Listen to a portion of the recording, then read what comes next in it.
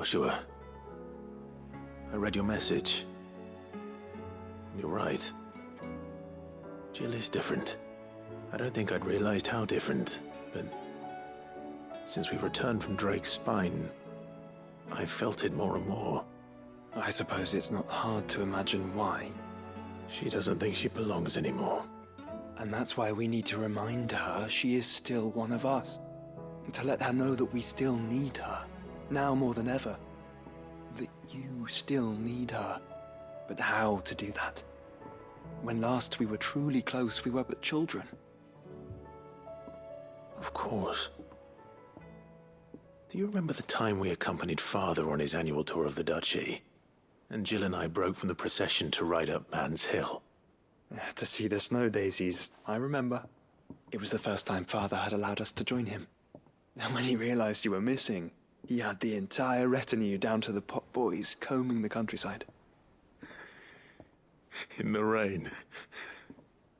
A thunderstorm forced us to take refuge in a grove of oaks before we'd even made it halfway there. It was the Lord Commander who finally found us, and needless to say, he was none too pleased. Then it seems you and Jill have unfinished business. What do you say? Man's Hill. It's not that far. Oh, true. Though I suspect it is also much changed. Little in southern Rosaria remains as it was when we were children. You're saying I should go and scout the area for bandits? I'm saying we should first go and see if there are actually still any snow daisies left. What would you do without me, Clive?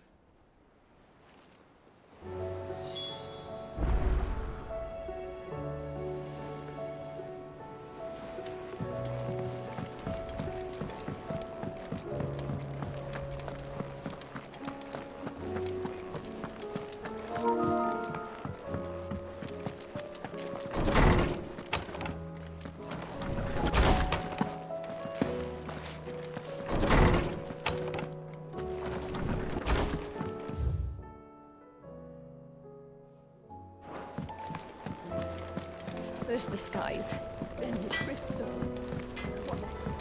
Say what you will, Lady Karen has seen us.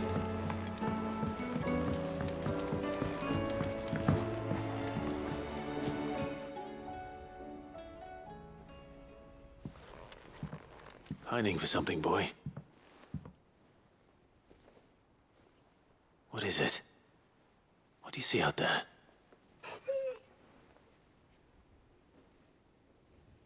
I never did ask where you got that anklet of yours. From Sid, that's why. On the day he brought him home. That long ago? And you're only thinking to ask this now? Sid saw that the pup had a habit of gnawing on his leg, since you ask. Clap that there iron on him to keep him from doing it. What was wrong, boy? I'll take like as not. Must have been hard on the poor whelp losing his loving masters at such a young age. Doubly hard in being a frost wolf, torn away from his icons and all. Sid would always tell him, you want that iron gone, you find what it is you're looking for. I reckon what he was looking for was you. I'm sorry, Torgal. Sorry for making you wait so long. Let's get that thing off you.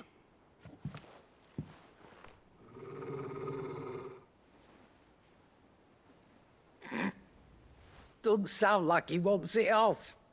Indeed. You miss Sid as much as the rest of us, don't you?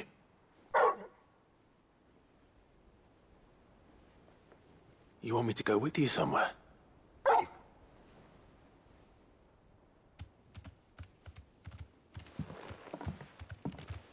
Quick, aren't you? Glad you've been paying attention. Not nearly as much as you have, Lady Karen. Aye, good thing and all. It's not like Gav would have kept him in nuts and rubbed his belly these past 10 summers. Your kindness is appreciated. You've been a good friend to him. Only because he doesn't talk back like the rest of you. Go on now.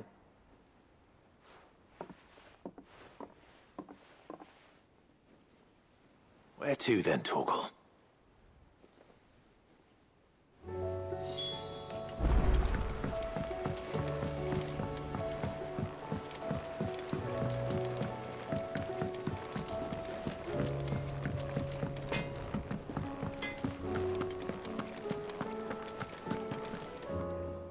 right, Torgal. Where are you taking me? I'm going to need a little bit more than that, boy. Do you have a better hint for me? Unless... you've already given me one. Back on the rear deck, you were looking west, toward Rosaria.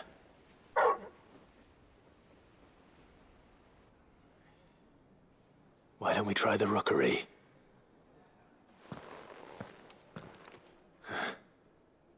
I haven't been to the island in almost 20 years.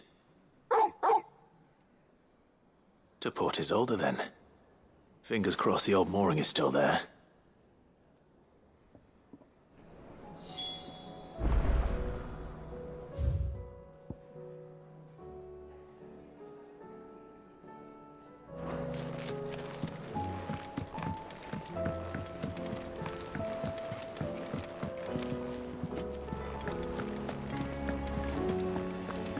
There's something about it.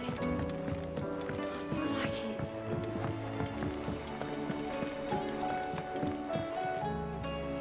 Vivian, I read your note, and I'd be happy to help you find the book you're looking for. Thank you, Clive. But tracking it down will not be easy. Are you sure? Please. You have always granted me your wisdom and insight whenever I asked. It's only right that I return the favor. Or at least attempt to. You are too kind. Alas, what I ask of you is rather more trying than delivering the odd lecture.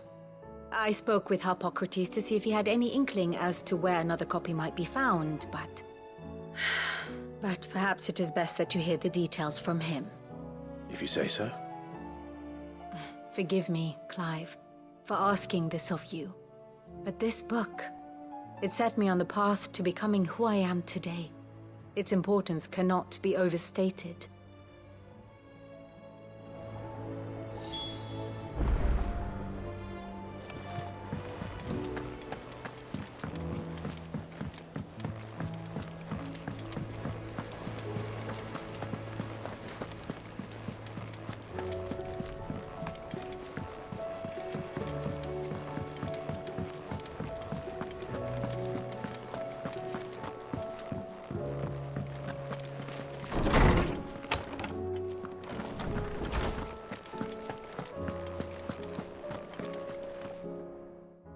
Clive, my boy.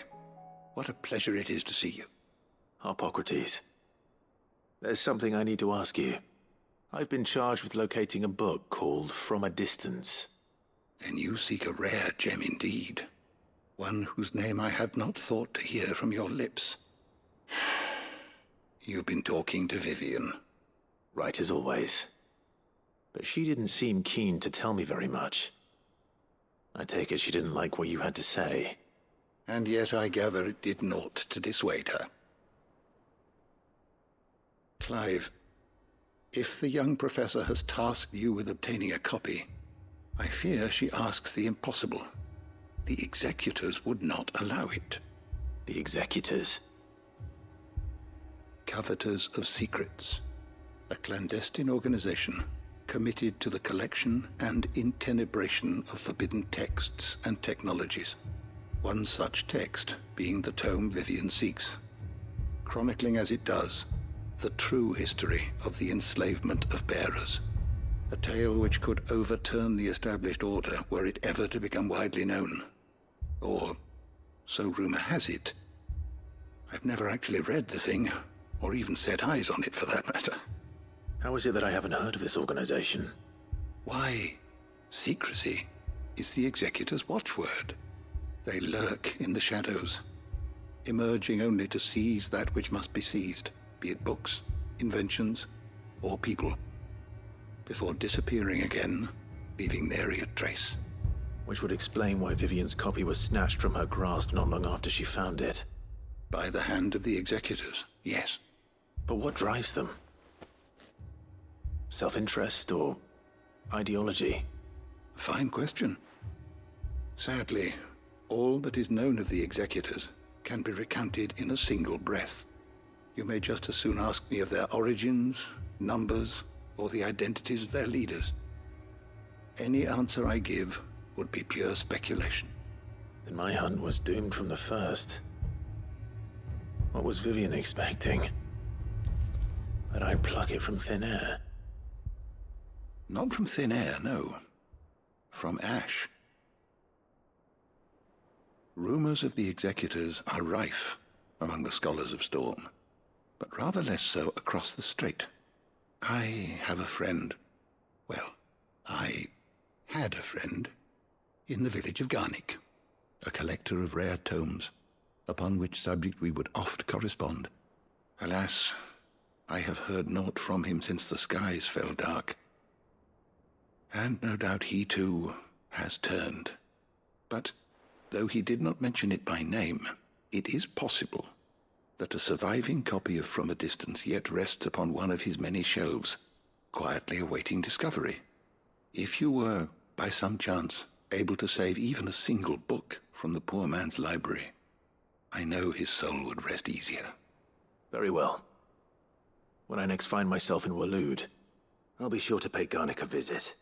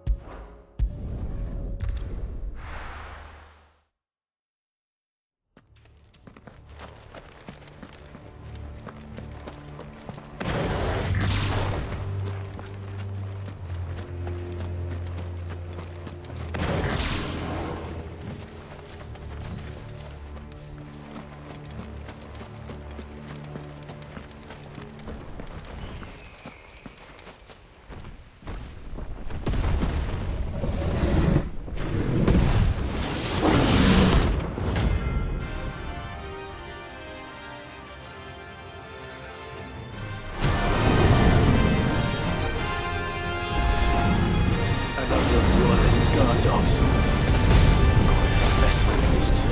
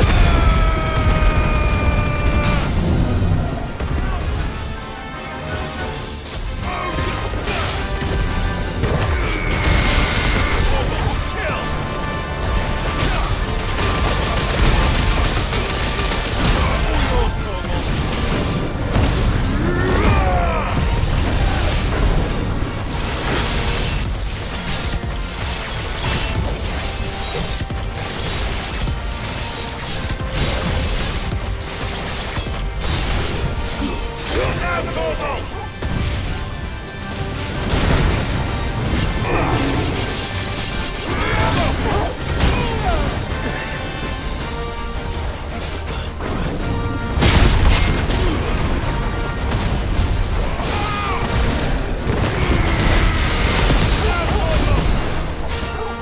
me, boys!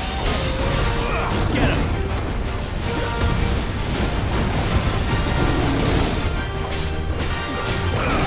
Sick him! Too slow. Nice try.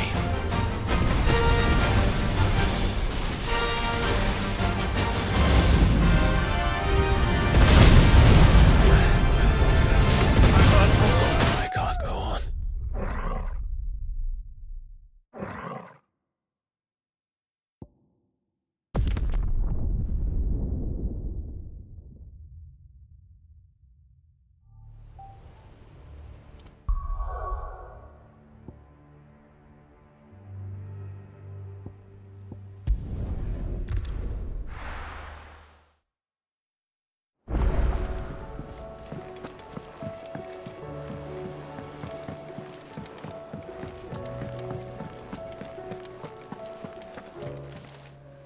Clive. If you're gonna buy something, be quick about it. It'd better all be here. Finished, are you?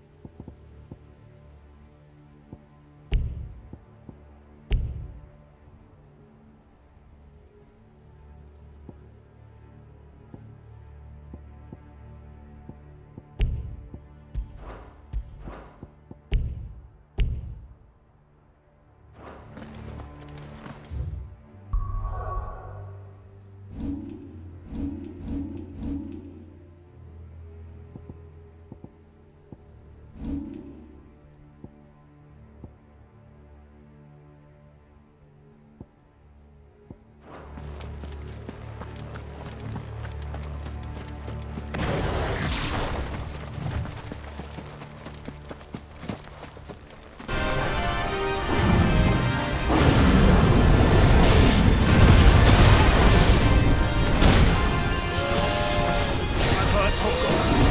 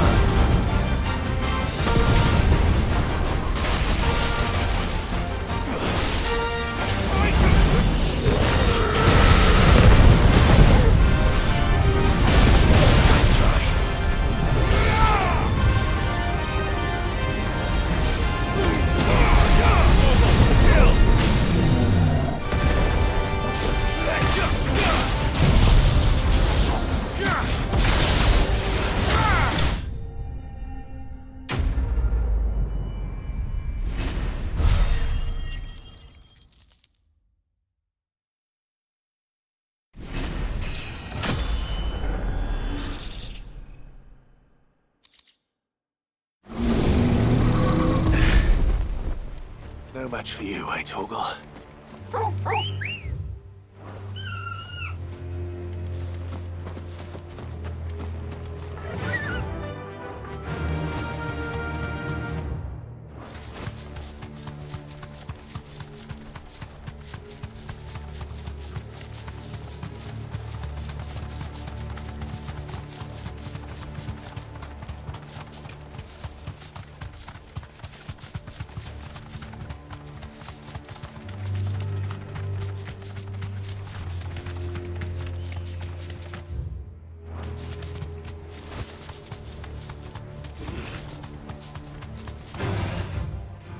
No holding back.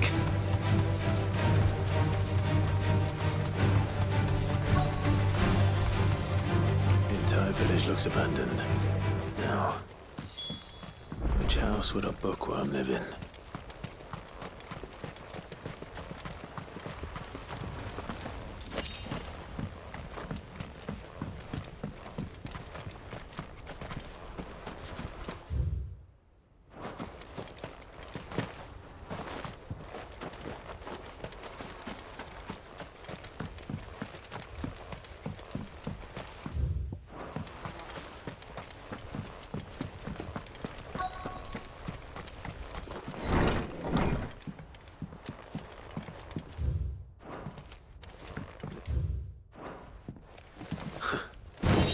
His interests were certainly varied. This is it. But if what it says is true, I need to get this back to the hideaway.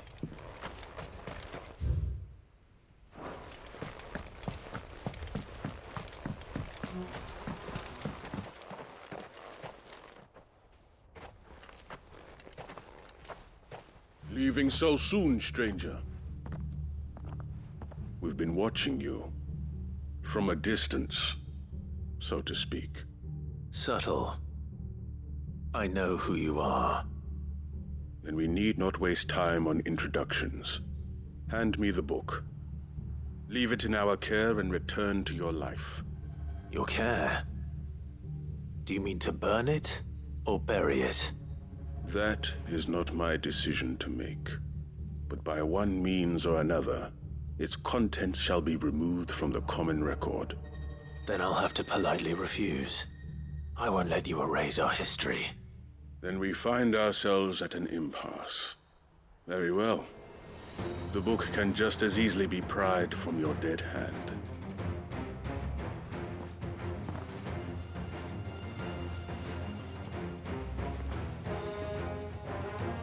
Let's see, shall we?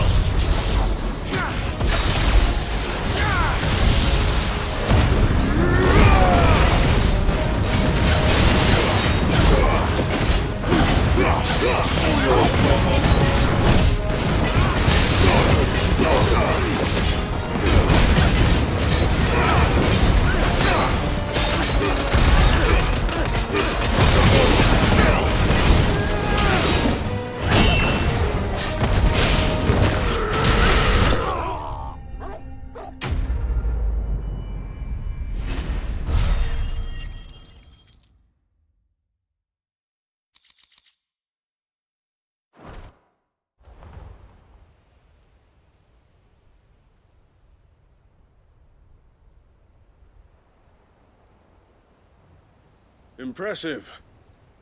But we have other means. We shall claim the book yet. Why do you want it so badly anyway? It lays out in no uncertain terms the vanity and avarice of mankind.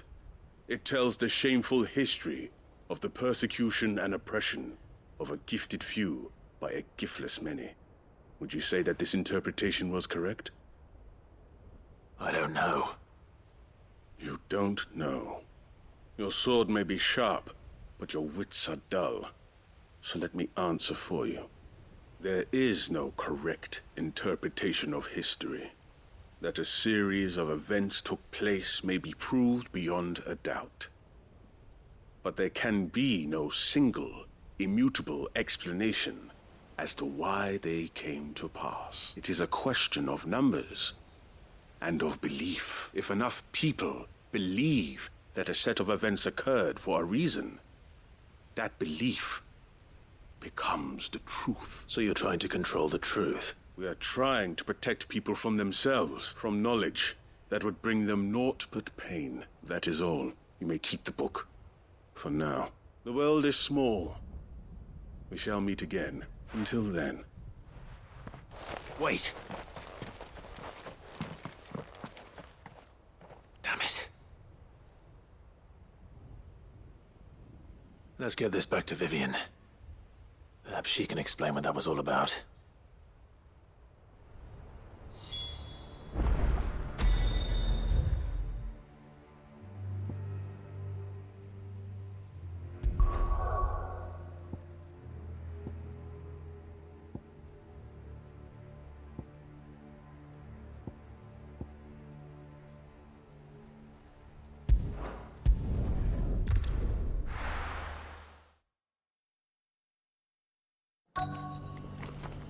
Let's hope one of the merchants here has what Gav needs.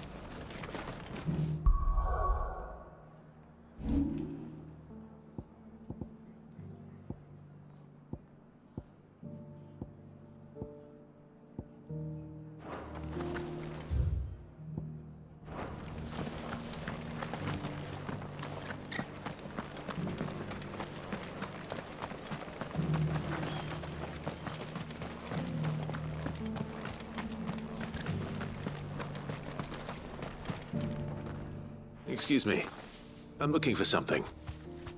Oh, well, then I'm your man. A silver chocobo feather. Oh, or maybe not. Though you're not the first to mention the bird around here. There was a man stopped by the rest not long ago claiming he was attacked by a silver chocobo near some gutted hovel not far from Eastpool. Most took him for a braggart and a liar, but who knows? Perhaps there was some truth to his tale. We'll see. Thank you.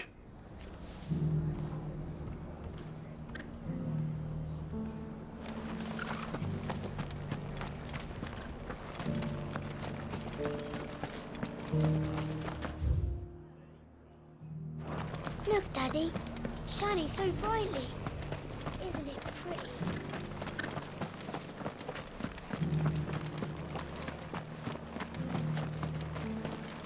How do? There you go.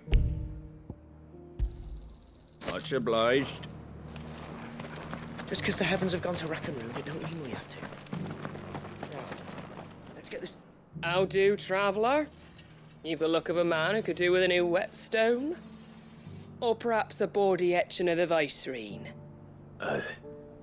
Maybe another time. I'm looking for a silver chocobo feather.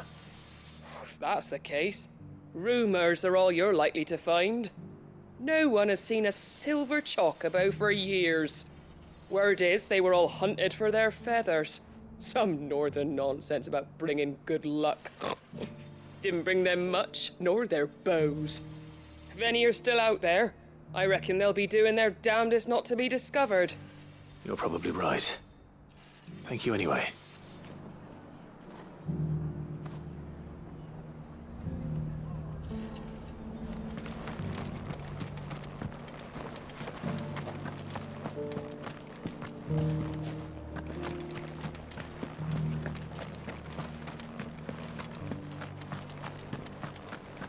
It doesn't still hurt, does it? Oh, 1,000 Akashic jars couldn't hurt me.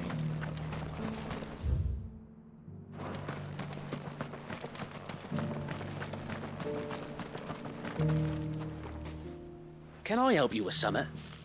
You wouldn't happen to sell silver chocobo feathers, would you? I deal in fruit, not fancies. But if it's fancies you're after, I suggest you try Rhiannon's ride. Was a silver chocobo seen there? Oh, yes. If you believe the ravings of a madman. It wouldn't be the first time. A silver chocobo sighted in the hills near Rhiannon's Ride. It sounds almost too good to be true.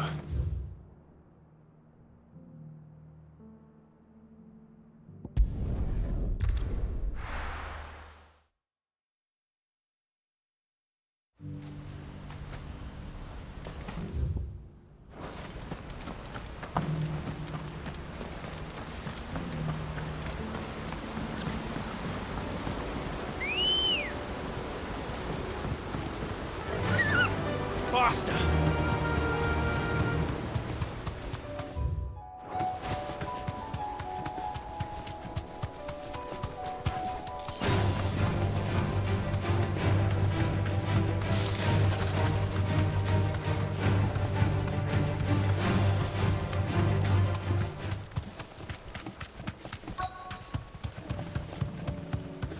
Tracks. They're not left by bandits for a change.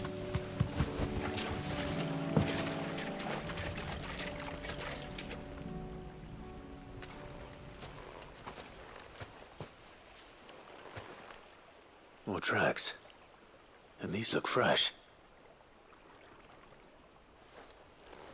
The chocobo was here. And recently. Perhaps it still is.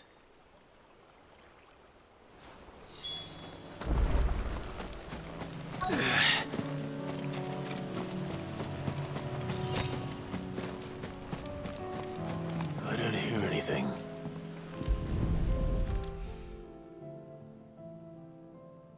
Well, I'll be damned.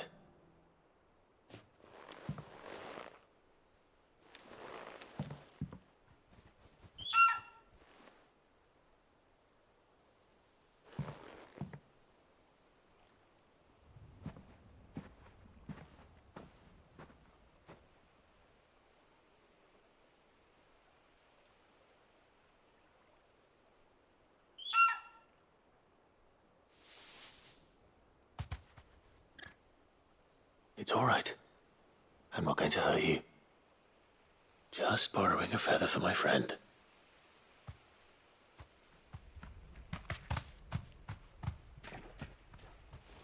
Thank you. Let's get this back to Gav before they change their minds.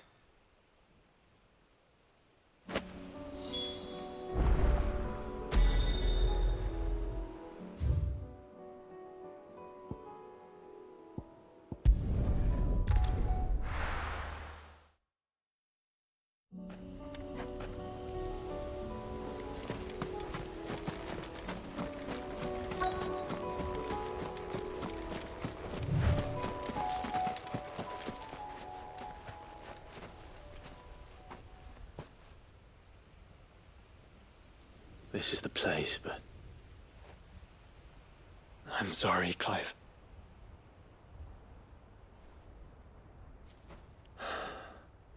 There's nowhere been spared. What do we do now? We keep looking. Mans Hill cannot be the only place where snow daisies grow. Perhaps, but... it's the only place I know of. Knew of. Then why not ask someone who might know of another? Someone at the backyard? To the hideaway, then.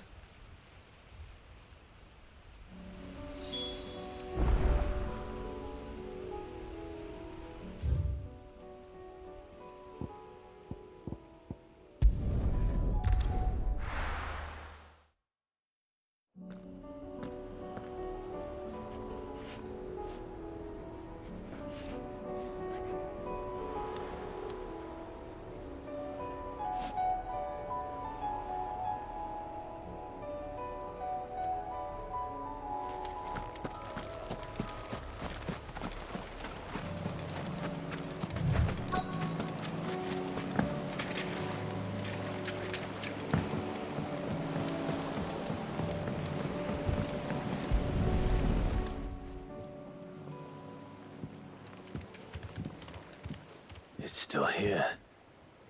After all these years. Lots more than I remember. And you're a lot bigger. You might have to swim, boy.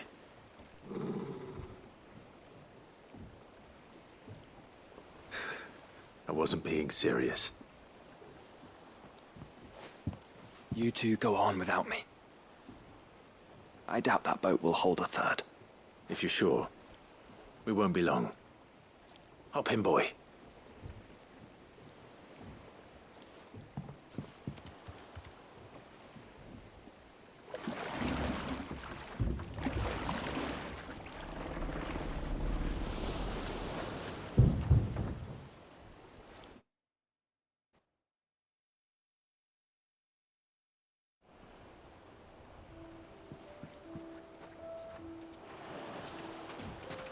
This place hasn't changed at all. The rookery's right through those trees. Come on.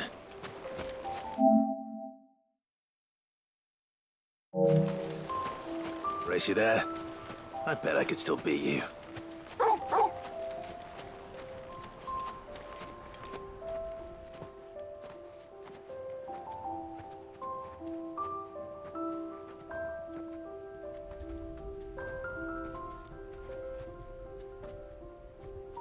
Here we are. This was our hideaway. Wasn't it, Torgal?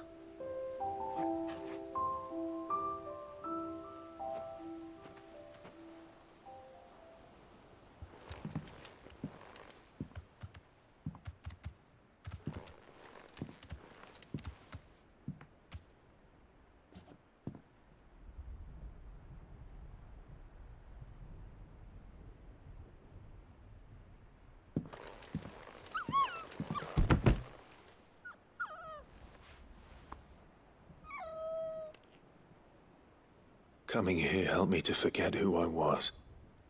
Or wasn't. Prince, Shield. Son his mother could love. Had I been any one of those things? Perhaps.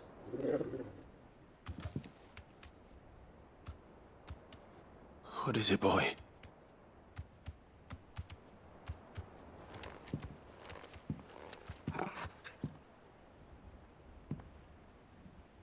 This is all from the castle. And Phoenix Gate. Did you bring these here? My sparring sword.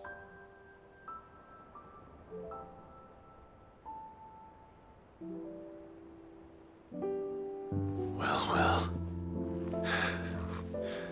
You never stopped looking for me, did you, boy?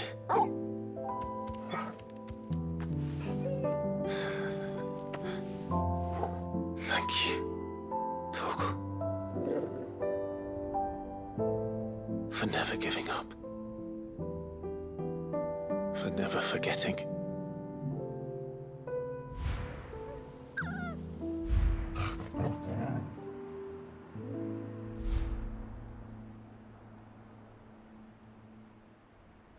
Let's take this with us, shall we?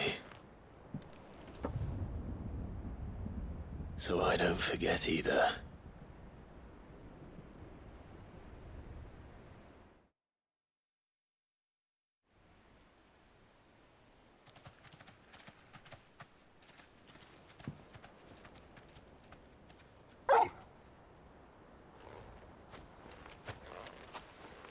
That's not the way back to the boat, Torgal. All right. I'm coming.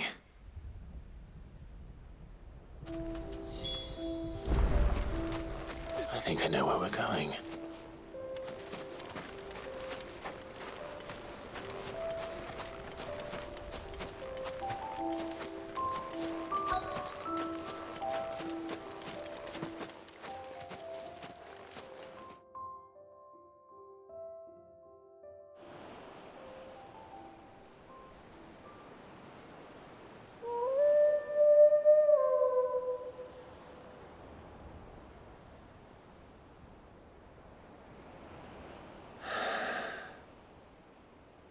People always talk about the importance of putting the past behind you. But without it, we wouldn't be who we are today. And we certainly couldn't steer our way to a better tomorrow. Come on, Torgal. Let's go home.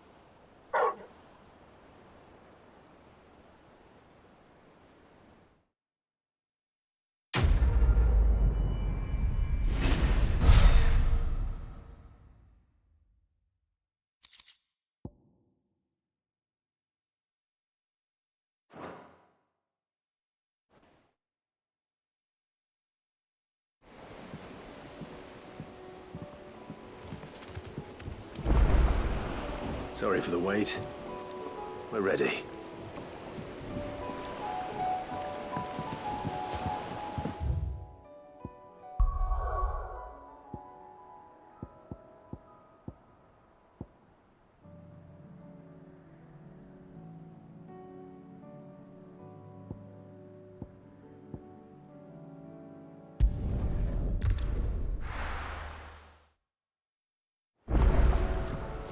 Let's hope one of the gardeners knows where to find snow daisies.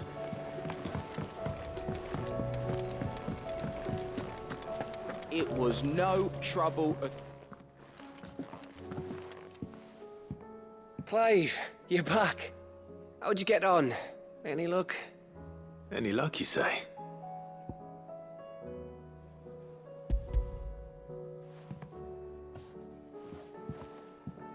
Crystals crack.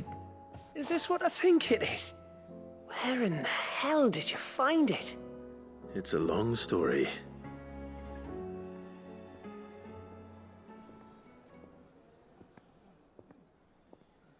Right there on the road to Eastpool. Who'd have thought it? Everything up there's been abandoned for years. The empty cabin made for the perfect shelter. Though I fear my presence may have forced the poor creatures to look elsewhere. Don't blame yourself, Clive. The Blight's right on Eastpool's doorstep. They'd have had to move on before long, even if you hadn't have turned up. They'll find a new home. Trust me. After all, that's what us endangered animals do. Anyway, what matters is, you managed to nick us one of their quills before they could run off. And now all that's left is to fix it to the carving. I didn't know you could carve. Reckon there's a lot you don't know about me. Like the fact I'm as good with a whittling knife as I am with a sword. And that bone Ember gave me's a dream to work with. What did you say it was from again? An Avis? But it weren't your Avis, Sid. I slew one of my own at last. So all those long nights in the pit finally bore fruit. I'm proud of you, Ember. Don't speak too soon. I ain't done my trial yet. There we go.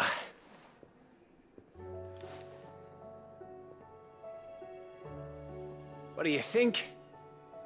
I think if you ever hang up your scouting cap, you'll be able to make an honest living. Oh, will I? I should go and see if Ed is awake. Give it my best. You can give it to yourself. Come on.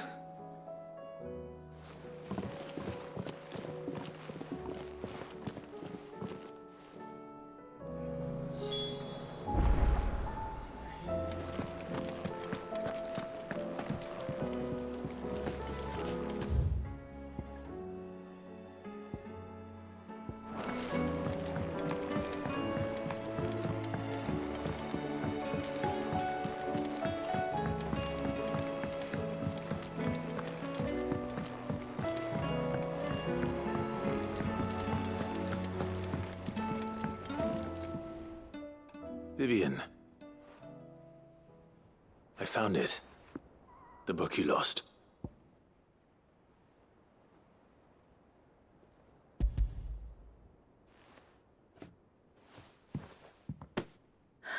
You found it. Thank you, Clive. Even though I asked this of you, I was not entirely sure it would be possible.